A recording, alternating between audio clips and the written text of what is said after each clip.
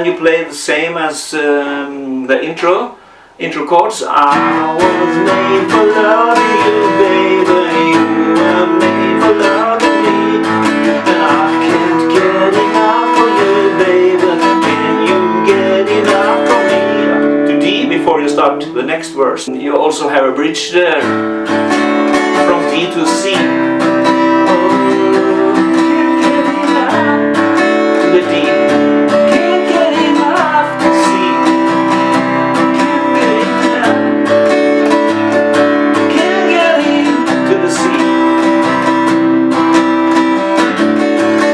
Practice these chords and that pattern. I'm sure you can make a great song of it. And I know everyone loves to sing along on this song. So good luck.